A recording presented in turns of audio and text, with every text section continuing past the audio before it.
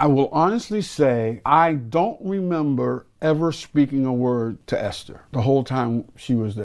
For nearly 50 years, fans of the classic sitcom Good Times have wondered what really happened behind the scenes of one of television's most beloved families. The laughter and love that filled the Evans family's apartment looked so real that viewers believed every word.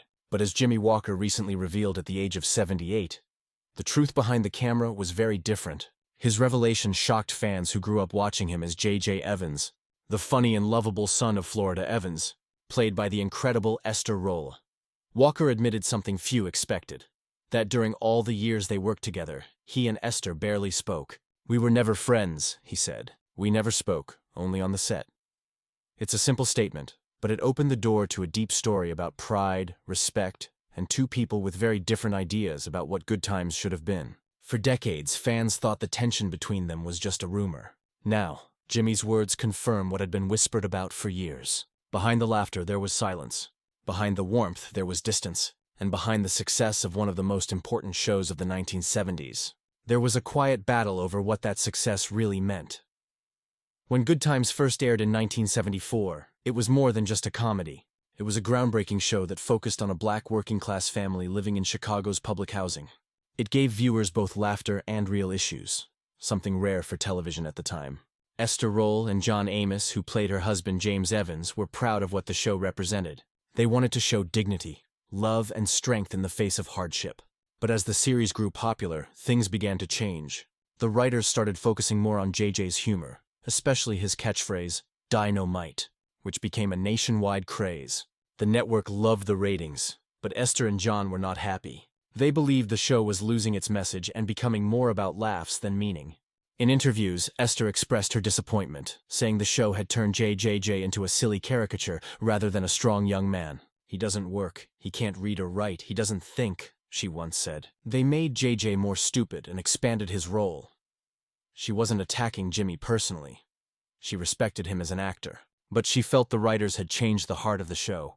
What started as a family drama about love and struggle had turned into a comedy show with exaggerated jokes and wild outfits. For Esther, it was heartbreaking to watch something she believed in lose its purpose. The difference in how Esther and Jimmie viewed the show created an invisible wall between them. While Jimmie was simply doing his job and following the script, Esther and John Amos felt they were fighting to keep the show real. They wanted Good Times to reflect the truth about African-American families who worked hard every day, not just be a series of punchlines. Norman Lear, the show's creator, later admitted that he hoped Esther and John would have been more accepting of Jimmie's growing fame. Instead, their disapproval made Jimmie feel isolated. He was the breakout star, but behind the scenes, he felt alone. Despite the silence and tension, the cast remained professional. They never had shouting matches or public fights, but the energy on set was tense. Between takes, everyone stayed to themselves. Jimmie didn't cause problems. He simply did what the producers wanted. But that professionalism couldn't hide the growing distance. To the audience, the Evans family felt like a real family. Warm, loving, and united. But off-screen, their relationships were fragile. What made things even sadder was that both sides were right in their own way. Jimmie gave the show life and humor. Esther and John gave it heart and depth. Together, they created something unforgettable. But they couldn't agree on how it should be told. Their conflict wasn't personal hatred. It was a creative struggle that reflected bigger issues about race, art, and integrity in Hollywood. By the end of the third season, the tension on the set of Good Times had reached a breaking point. John Amos became frustrated with the show's direction and how the writers ignored his concerns. In an interview, he said producers told him his services were no longer required because he had become a disruptive element. What he saw as standing up for authenticity, the producers saw as interference. The decision shocked fans and the cast. To write him out, the producers killed off his character in a car accident. The loss of James Evans was one of television's most emotional moments, especially the famous "damn, damn, damn" scene where Esther Rolle expressed real grief that felt far beyond acting. But even that moment couldn't stop what was happening behind the scenes. Esther also decided to leave after season 4. She said the show had become meaningless and filled with buffoonery. She wanted more truth and less silliness. Her departure changed everything. Without the mother and father who were the emotional core, Good Times wasn't the same. JJ was still there, still making people laugh, but the heart of the show was gone. Critics began to notice the difference, saying the show had lost its balance. It became a comedy without a cause. When Esther returned in season 6, she came back on her own terms. with better pay and creative input. One of her conditions was that JJ would be portrayed as more mature and responsible. But the chemistry of the original cast was gone. What had once been lightning in a bottle now felt like an echo of its former self. Even with the disagreements, not everyone on the set remembered the experience as negative. Bernadette Stanis, who played Thelma, and Ralph Carter, who played Michael, often shared that what outsiders called a feud was really a disagreement about direction, not personality. Bernadette described Esther and John as passionate about the message of the show, not angry people. It wasn't about egos, she said. They just wanted the show to tell the truth. She remembered moments of laughter between takes, even Esther joining in jokes when the cameras weren't rolling. Ralph Carter, who was only a teenager during the show, recalled the warmth that still existed among the cast. He said Esther often acted like a protective mother, even off-screen, especially with the younger actors. There were moments of joy, such as the time Ralph played a prank on Esther with a fake spider, and she laughed harder than anyone. These stories showed that even though tension existed, there was still respect and care among the cast. When John Amos left, the atmosphere grew quieter and sadder, but they all continued to show up and do their best. Both Bernadette and Ralph have said that Good Times changed their lives and taught them lessons about professionalism, unity, and standing for what you believe in. Their memories remind us that behind every TV show, there are real people doing their best under pressure, and sometimes, those challenges make the story even more meaningful. When Good Times finally ended in 1979, Jimmie Walker remained its most recognizable face. The show had made him famous, but it also left him misunderstood. Some blamed him for the show's shift toward comedy. But Jimmie always said he was just following the writer's lead. After the series ended, he didn't fade away. He returned to his first love, stand-up comedy. Before Good Times, Jimmie was already known as a rising comedian, performing in New York clubs, on Laugh-In, and The Jack Paar Show. After the sitcom, he toured across the country, reminding audiences that behind the character of J.J. Evans was a sharp, talented comedian. He also made guest appearances on shows like The Love Boat, Fantasy Island, and later Everybody Hates Chris. In 2012, Jimmie published his memoir, Dynamite, Good Times, Bad Times, Our Times. In it, he spoke openly about his early life in the Bronx, his struggles, and the real story of what happened on Good Times. He didn't hide the tension with Esther or John, but he also didn't speak with anger, only honesty. In his later years, Jimmie has lived quietly, focusing on live shows and stand-up performances. Though rumors about his personal life have often surfaced, he has stayed private. He never married and has no children, choosing instead to focus on his career and his independence. Even today, in his late 70s, he continues to perform, proving that his passion for comedy has never faded. For him, laughter is not just a job, it's who he is. After Good Times, each cast member took a different path. Bernadette Stanis built a career beyond acting, becoming an author and motivational speaker. She wrote books like Situations 101, offering advice about love, money, and self-respect. She also became an advocate for Alzheimer's awareness after caring for her mother. Ralph Carter returned to the stage, performing in theater productions and working in education. Both continued to speak fondly of the show and of Esther Rolle, whom they described as a role model. John Amos, after leaving Good Times, went on to star in Roots as the adult Kunta Kinte, a performance that earned him an Emmy nomination and deep respect from audiences. He later appeared in Coming to America, Die Hard 2, and The West Wing. His roles always carried strength and dignity, the same qualities he tried to protect in Good Times. John worked until the end of his life, appearing in Suits LA in 2024, just before passing away from heart failure at 84. His death marked the end of an era. Tributes poured in from fans who called him America's father figure. Even decades after the cameras stopped rolling, the story of Good Times continues to echo across generations. What began as a sitcom about a struggling Chicago family grew into something far more meaningful, a mirror reflecting the real lives of millions of viewers. When Jimmie Walker recently opened up about his distant relationship with Esther Rolle, it did more than confirm old rumors. It reminded people that success often comes with hidden pain. For Jimmie, those early years were filled with excitement, fame, and laughter, but they also came with loneliness. He was the breakout star, yet he sometimes felt isolated from the very people he worked with every day.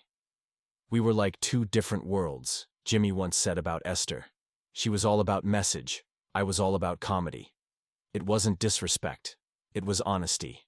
Jimmie had grown up in poverty, just like the Evans family.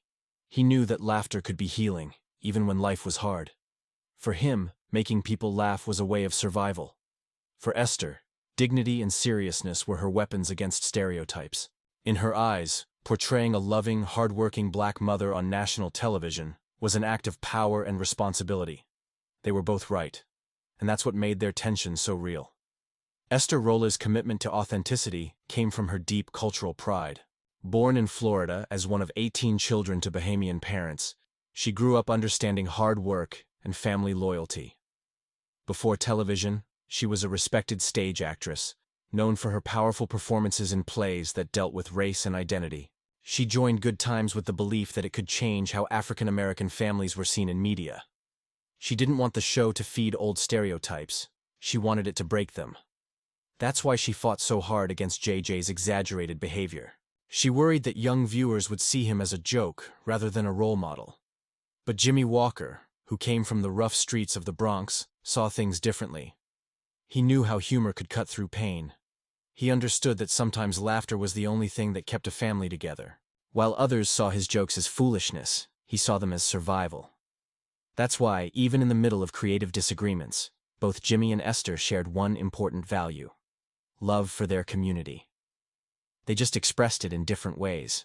Esther stood for respect and strength. Jimmie stood for joy and laughter. And in the end, both were needed to make Good Times what it was, a story about hope that shines even in struggle. When Good Times premiered in the 1970s, television was still dominated by white families and suburban storylines. The idea of a black family living in public housing was revolutionary. But that revolution also came with challenges. The writers, mostly white, sometimes struggled to capture the reality of black life without slipping into stereotypes. That's where Esther Rolle and John Amos made their stand. They weren't afraid to speak up when they felt the writing was disrespectful or unrealistic. Unfortunately, their outspokenness was often misunderstood as rebellion. Hollywood executives saw them as difficult rather than dedicated. This was a common struggle for black actors at the time, being punished for demanding dignity. Jimmie Walker, however, took a different path. He focused on doing his work, staying quiet during the backstage politics. In a way, he protected his own peace. But that choice also created the distance between him and his co-stars. Still, his approach kept him in the spotlight, allowing him to build a career beyond Good Times. Today, fans and historians look back on those years and recognize how each cast member played a crucial role in shaping television history. Their struggles paved the way for future shows like The Fresh Prince of Bel-Air, Family Matters, and Blackish, all of which owe part of their existence to the courage of the Good Times cast. Even though Jimmie and Esther were never close friends, there was always a quiet layer of respect between them. Jimmie never insulted Esther publicly, even when she criticized the show's direction. In interviews, he often referred to her as Miss Rolle, a sign of the old-school respect he was raised with.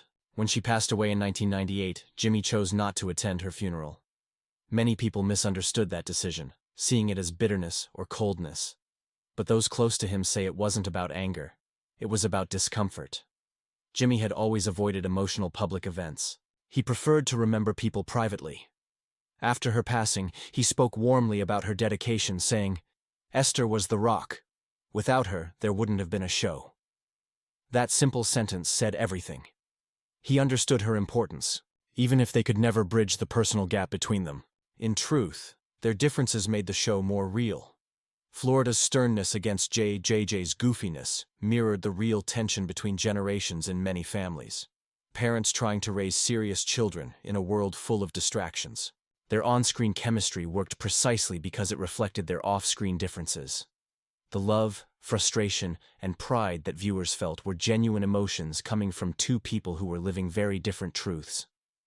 Over the years, Good Times has become more than entertainment. It's a piece of American history. The show tackled real issues like poverty, racism, unemployment, and education while still finding space for humor and warmth. It was one of the first sitcoms to show that a black family could be both poor and proud. Even when the Evans family struggled to pay rent or lost their jobs, they never lost their sense of humor or hope. That message resonated deeply with audiences of all races. It taught people that success isn't just about money, it's about spirit. Esther Rolle's strong presence and Jimmie Walker's vibrant comedy balanced each other perfectly. Without one, the other wouldn't have worked. Their friction gave the show energy.